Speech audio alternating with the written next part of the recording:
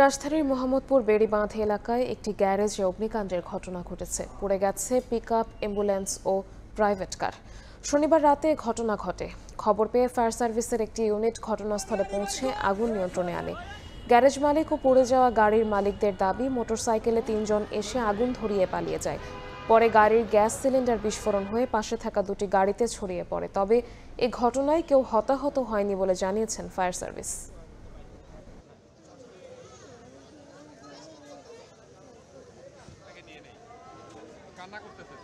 তিনজনে দৌড় দিছি, রাস্তার উপর দৌড় দিছি, দৌড় দিয়ে আওয়াজ হচ্ছে আর অ্যাম্বুলেন্সের পিছনে দিয়ে দুজন লোক দৌড় দিছে। তিনজন ছিল, একজন বাইক নিয়ে।